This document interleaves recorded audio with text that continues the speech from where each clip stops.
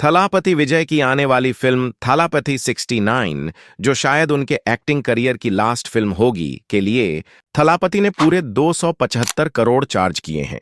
इसके साथ ही विजय इंडिया के दूसरे सबसे हाईएस्ट पेड एक्टर बन गए हैं।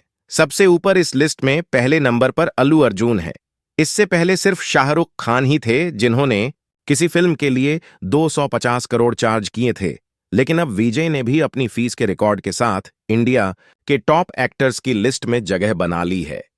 थलापति विजय साउथ के बहुत बड़े स्टार हैं और खासकर तमिलनाडु में इनका स्टारडम इतना बड़ा है कि इनकी मूवी का ट्रेलर आते ही थिएटर्स हाउसफुल हो जाते हैं।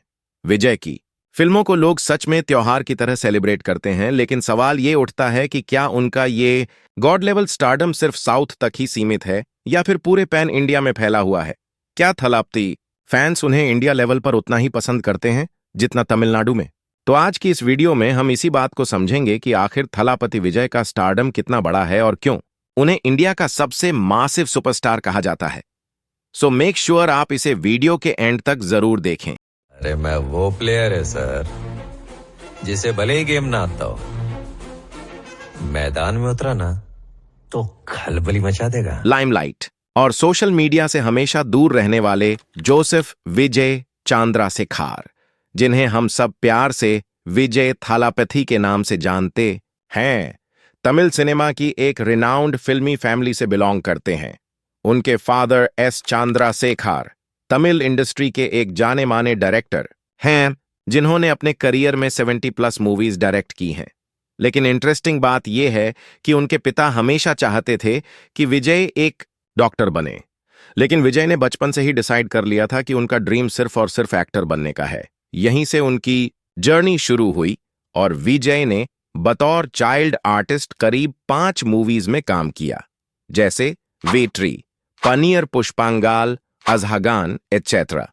बचपन में विजय काफी नॉटी और मिस्चिवस किड हुआ करते थे, लेकिन किस्मत ने उनसे बहुत छोटी उम्र में एक बड़ी चीज छीन ली। जब वो सिर्फ 2 साल के थे तभी उनकी छोटी बहन का निधन हो गया। इस सदमे ने विजय को अंदर से पूरी तरह हिला दिया और उनकी सारी शरारतें और मासूमियत मानो कहीं खो सी गईं। अपनी बहन से इस इमोशनल बॉन्ड की वजह से ही विजय ने आगे चलकर अपनी बहन के नाम पर ही अपनी प्रोडक्शन हाउस का नाम विजय विद्या प्रोडक्शंस हाउस भी रखा। जब 1992 में नालया थीरपू मूवी में विजय पहली बार एक लीड एक्टर के तौर पर स्क्रीन पर नजर आए, लेकिन अफसोस ये फिल्म बॉक्स ऑफिस पर कुछ खास कमाल नहीं दिखा पाई और एक तरह से डिजास्टर साबित हुई। इस फ्लॉप के बाद कुछ मैगजीन्स ने विजय का मजाक उड़ाते हुए उनका मौकरी किया। उन्होंने विजय की शक्ल को चूहे जैसी बताते हुए कहा कि उन्हें एक्टिंग छोड़ देनी चाहिए और कोई और काम करना चाहिए। इमेजिन कीजिए, 20 साल के एक यंग लड़के के लिए ये कितना बड़ा झटका रहा होगा। विजय इस क्रिटिसिज्म से इतने हर्ट हो गए कि उन्होंने पूरी रात रोकर गुजारी। और सबसे बुरी बात यह थी कि इस फिल्म को खुद उनके पिता एस चंद्रशेखर ने लोन लेकर प्रोड्यूस किया था। फिल्म के फ्लॉप होने से ना सिर्फ विजय का कॉन्फिडेंस टूट गया, बल्कि उनके पिता को भी बहुत बड़ा फाइनेंशियल लॉस झेलना पड़ा। लेकिन यह क्रिटिसिज्म विजय को रोकने वाला नहीं था। जिस इंसान का आइडल और इंस्पिरेशन खुद सुपरस्टार रजनीकांत हो, वो हार कैसे मान सकता था? पता है क्या कहा था उसने? मुझे जो पसंद है उन सबको मार डालेगा। मुझे पसंद करने वाले करोड़ों लोग हैं बाहर। 1992 से लेकर 1995 तक विजय ने सेंधूरपांडी, रासीगान, देवा, चंद्रालेखा जैसी फिल्म्स दी, लेकिन इनमें से ज्यादातर एवरेज या फ्लॉप साबित हुई। लेकिन फिर आया साल 1996 और फिल्म पूव उनाकागा ने लिटरली विजय की किस्मत बदल दी। ये फिल्म न सिर्फ बॉक्स ऑफिस पर सुपर हिट रही, बल्कि इसने विजय को तमिलनाडु के हर कोने कोने तक पहुंचा दिया।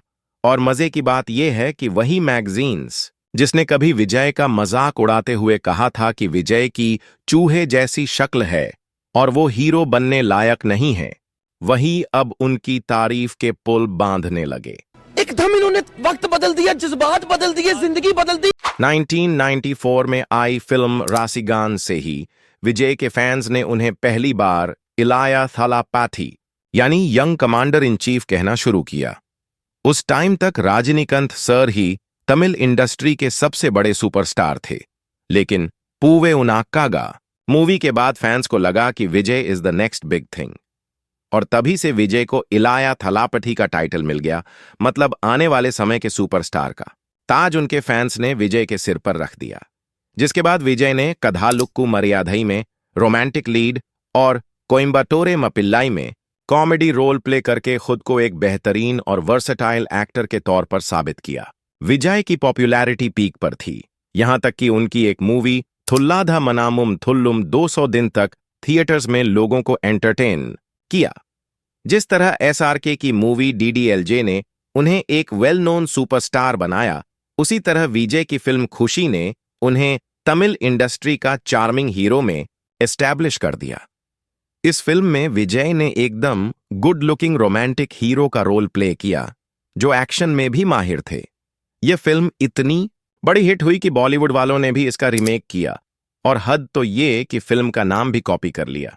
इस फिल्म के बाद विजय ने इंडस्ट्री में अपने लिए एक मजबूत जगह बना ली थी, लेकिन अभी उनका असली थलापैथी मोमेंट आना बाकी था। जैसे बैरावी जैसी फिल्मों ने रजनीकांत को थलाइवा बनाया था, वैसे ही गिली और थिरुमलाई जैसी मूवीज ने विजय को सुपरस्टार बना दिया। इन फिल्मों ने विजय को सिर्फ एक हीरो नहीं, बल्कि तमिल इंडस्ट्री का बिगेस्ट मैस एंटरटेनर बना दिया। इसी दौरान थलापैथी की Hindi dubbed movies north India में भी काफी पसंद की जाने लगीं, जिसकी वजह से उनका फैन बेस सिर्फ तमिलनाडु तक सीमित नहीं रहा, बल्कि पूरे देश में फैलने लगा। हालांकि इस समय तक उनकी कोई भी मूवी पैन इंडिया रिलीज नहीं हुई थी, लेकिन फैंस पहले से ही उन्हें आने वाला पैन इंडिया सुपरस्टार मानने लगे थे। फिर आया 2017, जब विजय की मूवी मेरसाल ने उनका स्टेटस पूरी तरह बदल दिया। यही वो फिल्म थी जिसने विजय को इलाया थलापैथी से ऑफिशियली थलापैथी विजय बना दिया। इसके बाद तमिल इंडस्ट्री में रजनीकांत और कमाल हासन के बाद विजय को सबसे बड़ा सुपरस्टार माना जाने लगा, और थलापैथी के मैसिव स्टारडम का अंदाजा आप इस बात से लगा सकते हैं कि मीडिया से हमेशा दूर रहने वाले विजय ने जब 2023 में पहली बार इंस्टाग्राम पर अपना अकाउंट बनाया, तो सिर्फ 16 घंटे में 4 मिलियन प्लस फॉलोअर्स हो गए और विजय हर जगह ट्रेंड करने लगे।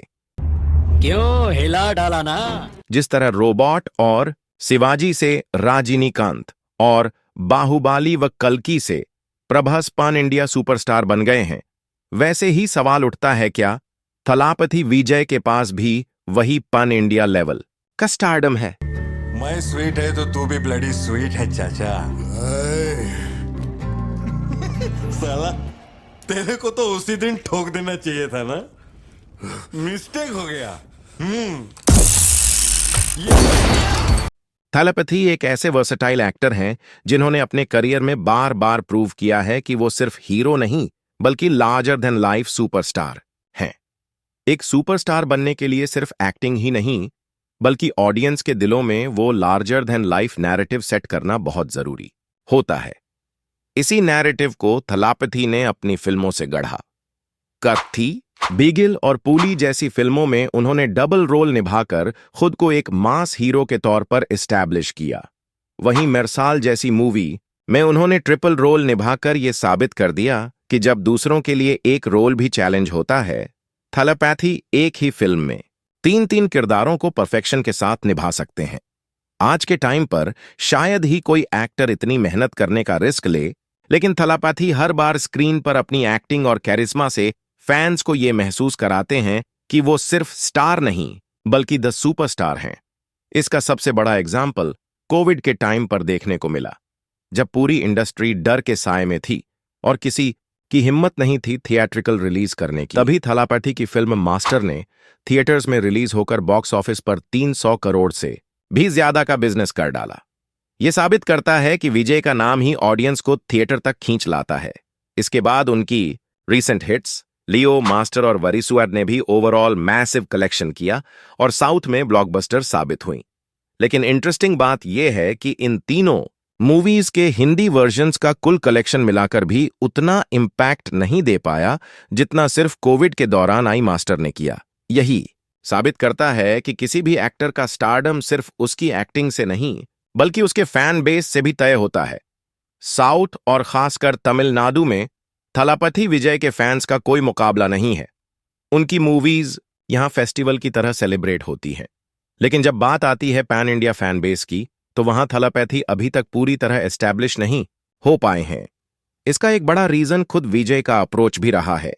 2023 में जब उनकी सुपरहिट फिल्म लियो रिलीज हुई, तो थलापति खुद उसे पैन इंडिया रिलीज नहीं करना चाहते थे। उनका मानना था कि यह फिल्म प्राइमरीली तमिल ऑडियंस के लिए बनाई गई है। बाद में प्रोड्यूसर्स के इंसिस्टेंस पर इसे मल्टीपल लैंग्वेजेस में रिलीज किया गया। इसके बाद उनकी फिल्म गोट भी हिंदी में रिलीज हुई। हालांकि मूवी को मैसिव ओपनिंग मिली और सिर्फ पहले दिन ही वर्ल्ड वाइड करीब 126 करोड़ की कमाई की, लेकिन हिंदी मार्केट में इसका रिस्पॉन्स बहुत कम रहा। फिल्म ने हिंदी में सिर्फ 1.7 करोड़ ही कमाए। इससे साफ झलकता है कि थलापति अभी तक हिंदी ऑडियंस में अपना वो फैन बेस नहीं बना पाए हैं जैसा साउथ में है। और अब जब फैंस उम्मीद कर रहे थे कि आने वाले सालों में वो पैन इंडिया लेवल पर अपने स्टारडम को और बढ़ाएंगे, तभी हाल ही में थलापति विजय ने अपने एक्टिंग करियर से रिटायरमेंट अनाउंस कर दिया। लेकिन रिटायरमेंट से पहले थलापति की आखिरी फिल्म थलापति 69, जिसका टाइटल है जान गन नायक, अब भी बाकी है। जिस तरह तेलुगु मूवीज जैसे RRR, पुष्पा और बाहुबली या फिर कन्नाडा की KGF ने हिंदी ऑडियंस में अपनी स्ट्रॉन्ग जगह बनाई, उसी तरह तमिल इंडस्ट्री के लिए अभी वो मुकाम हासिल करना बाकी है। और शायद जान गन नायक वही फिल्म साबित हो सकती है जो थलापति विजय को पैन इंडिया लेवल पर वो रिकॉग्निशन दिलाए जिसकी उनके फैंस लंबे समय से उम्मीद कर रहे हैं। तो बस दोस्तों, यही थी हमारी ये जर्नी थलापति विजय के बारे में। एक ऐसे सुपरस्टार की कहानी जिसने अपने दम पर करोड़ों दिलों में जगह बनाई। आई होप आप सभी को थलापति पर हमारी ये वीडियो जरूर पसंद आई होगी। तो दोस्तों, अगर इस वीडियो से रिलेटेड आपके कोई भी डाउट्स या सजेशंस हों तो हमें कमेंट बॉक्स में जरूर बताइए। और अगर आपको ये वीडियो पसंद आई हो तो चैनल को अभी सब्सक्राइब कर लीजिए, क्योंकि आगे आने वाले दिनों में हम आपके लिए और भी ऐसे हाई धमाकेदार कंटेंट लेकर आने वाले हैं।